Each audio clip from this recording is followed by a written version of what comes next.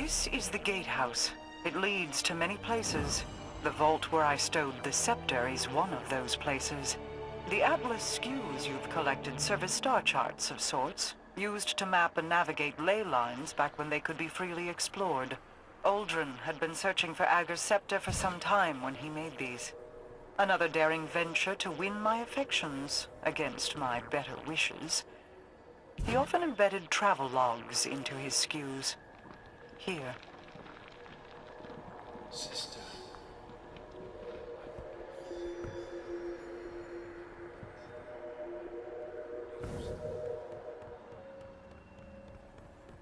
Old tales come to mind. I've been adding to my favorite. The twin kestrels whose hearts beat as one. You'll have to tell me what you think when I return with the scepter. Mother Kestrel watched perfect daughter Riga as she plotted the infinite paths of the Hollow, as if concocting a plan for each way it could grow. But with her son Ager, Mother instead held him tight beneath her wing in the oak's hollow. She pointed starward and whispered warnings of dangerous storms and cosmic sojourners that carved chaos in the sky. The beautiful depth of the dark spots caught his eye. His imagination was arrested by them. Ager struggled against his mother's wing, yearning to leap from the tallest branch and soar to see the storms for himself. But Mother Kestrel's talon caught him. She scolded him to never leave the canopy. She held him in crushing closeness and vowed not to show him the stars again. He grew to resent her protection. If it is still unclear, the twin kestrels represent Uldren and myself. Their mother is Osana Sav. Uldren found Osana's prescriptions restrictive. I never considered her a mother myself, but her dreams of foresight interested me. We both saw calamity looming, Osana and I. In the distributary, where the Awoken were born, we were eternal. Osana would hide there forever rather than face the enemy. When we left to form the reef, many chose to hide with her. You're done here. I'll send for you when more skews reveal themselves.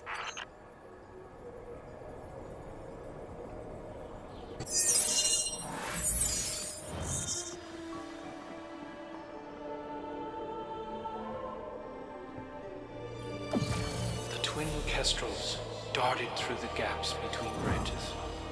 The leaves formed verdant pathways. Predictably, Riga first, with Ager close behind. In those pathways they traded secrets. Secrets Riga whispered to the flock, hoping to push them beyond the hollow, beyond the forest. Most nights, Riga and Ager sat beneath the stars to dream. Twin hearts sounding a duet of beats. Like ours, Mara. I still feel yours. Still distant. In this story, Ager fixated on the dark clouded pox that marred the night above the canopy. He pointed to the starry spaces between them and asked his sister to name them. Riga never spoke a word. She already knew all their names and didn't want to crush his spirit. How charitable. One night, Ager grew impatient of her silence and pointed to one of the dark spots as it roared with thunder. "The storm is singing to us," said Ager. "We should sing back to show it we are not afraid." Riga wove her voice with his, and the thunder resounded. She did not sing with him again after that night. Rare to see stars in the ascended plane. I wish we were doing this together. Why hide the scepter if it weren't a test? I understand you bear some knowledge of the Awoken, but our creation is still only myth to you, Warlock. Hear the truth. When the Awoken people came into being after the collapse, I was the first. As first, my chosen form defined what an Awoken could be. Thousands followed my example, willing themselves into existence within the distributary. Some, like Uldren, required help. His mind was like an unsteady fawn. No surprise he was unable to do it on his own. So I guided him, filled the gaps in his memory. I gave him a star to follow. He was bonded to me, and his devotion spiraled into pathetic recklessness. Even through death, he hasn't outgrown that dependency. I see it in him as he looks longingly to his ghost for answers. To you.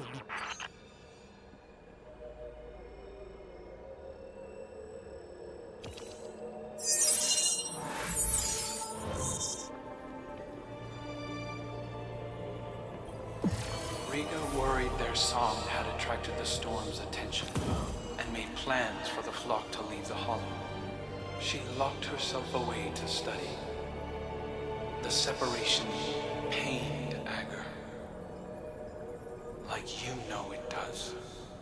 Unable to bear the loneliness, Ager finally took to the sky. High above, the open air cradled him like star-cloth ribbonets. He felt peace in the deafening rush of wind across his feathers. Once he found them a new home, Riga would love him as he loved her. She would offer him the scepter their mother had crafted for him. The scepter that Riga selfishly kept. But as he approached the forest's edge, night fell and thunder shook his heart. Ager saw a great storm building on the horizon. Had he the scepter, he could have fought. Instead, he listened, straining through the thunder for the faint, secondary beat of Riga's twin heart. Through lightning and chaos, he followed it home. Ager told Riga of the storm, the forest's edge, and the gleaming bulbs of starlight clashing overhead. She didn't scold him or tell Mother Kestrel. She listened and heard the possibility in his tale. Gratitude. Imagine that. In another life, I'd have appointed Uldren Dominion of the Reef's borderlands, to expand and connect the kingdom under my reign, Ager's scepter in hand. He would have used it to open doors and challenge foes best left alone. He was not unlike a guardian already, and he would have died before his time. Uldren's fall was a predetermined point, so I hid the scepter away and gave him something safe to chase. He often strayed from that path.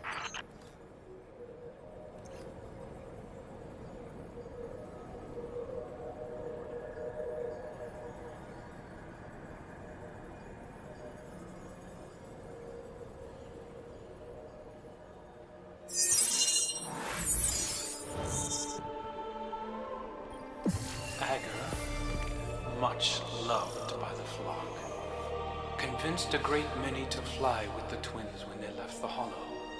He knelt before Riga and presented the crown of feathers their mother had crafted for her, and waited for her to respond in kind. She rose as queen, but did not gift Ager the scepter. His scepter. Despite everything, she still said he wasn't ready. It was a test of his will, right? His devotion, one he would not fail. For he was patient, so patient. Together the twins led the flock away from the oak's hollow, to carve new nests in distant boughs beyond the forest's edge. Ager flew far and wide at Riga's behest, always thinking of her test, and returned home with tales of all that he had seen. Dark clouds surrounded them. Fires burned within trees, split by thunderous bolts. His twin kept his words close. Riga scattered prophetic bones and traced their curvature like weathered oaken bends. In them the signs were clear. A great storm did indeed approach, they in its path, and so they prepared themselves for war. I wish you'd just give it to me. I could use it to help us face what we both know is coming. It doesn't even belong to you. This coming storm he speaks of was the flashpoint.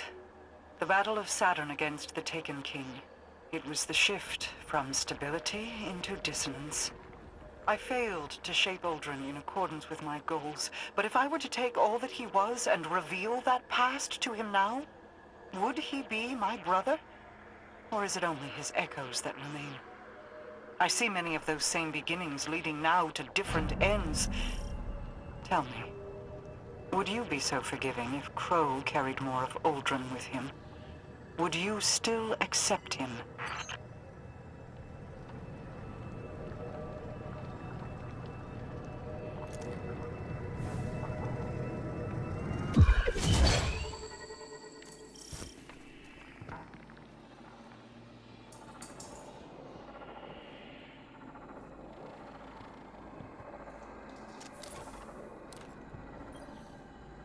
A defensive ward has been engaged over the Scepter. It is a failsafe to keep it protected. Either my brother found this place without my knowledge and set it off, or the ward was engaged when the surrounding architecture suffered structural damage. There is a bypass. It is code, kept secret, in that it has been scattered across dozens of terminals throughout the Awoken territory. Fret not, you don't have to collect them. I will have the pieces consolidated and reformed. While you wait, you needn't stand idle like a lost child. Return to me. My borders are threatened.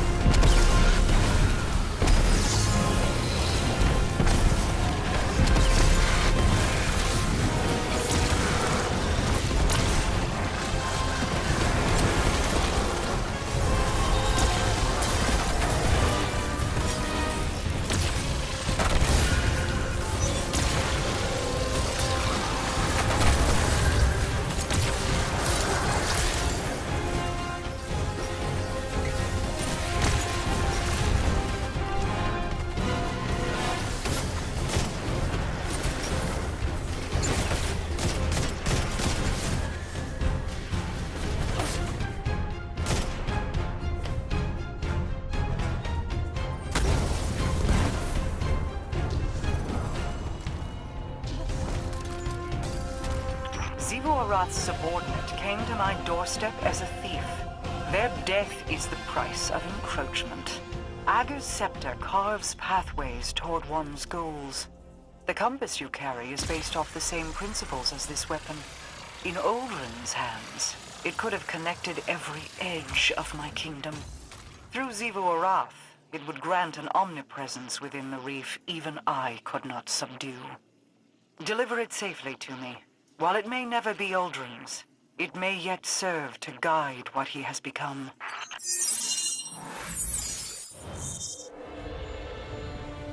So you wish to hear the rest of my brother's story? Fine. I will oblige you. When the storm came, Riga and Ager rode the winds to meet it.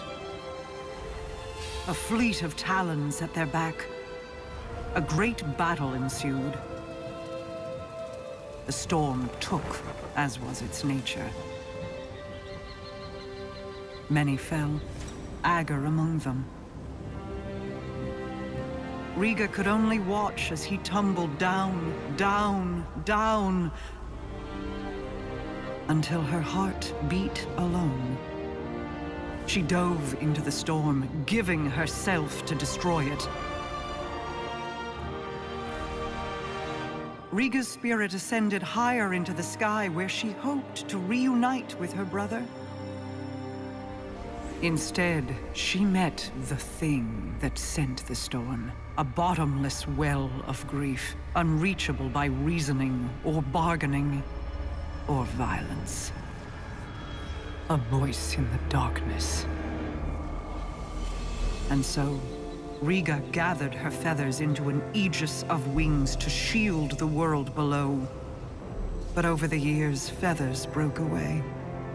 Futility wore thin her resolve. Then, one day, her heart began to beat as it once had. Doubled, distant, but different. A beautiful echo.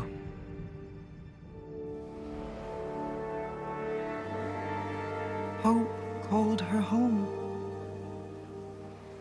And though she prayed to find Ager there, he never returned.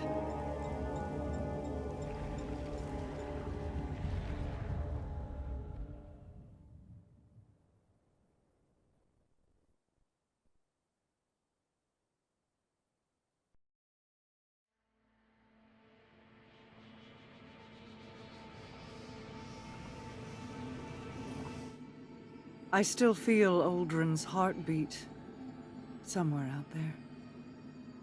When your crow first stood in my halls, I saw an ember of my Uldren burning in his breast. Curiosity and a sibling fondness told me I could stoke that ember. I hope it is not a lie. I hope he is more than the last ebb of hot ash from a long dead flame. Many of his faults were not of his own making. Uldren's decisions were his, of course, but driven by whips in the hands of others. Myself included. I will have to offer him more than an old story of an empty promise if I wish to see that ember burn again. This is the path I led Uldren down. If certain actors had kept to their roles, I would have wielded Uldren Salve, Light-Bearer. But even Mara Salve cannot control everyone. I celebrate his resurrection in the light. But I detest seeing my brother rewritten, his greater self sloughed away and swept into the cellar. There is still good to draw from who he was. Don't squander it. He needs a star to guide him. Uldren or Crow, they are the same in that regard.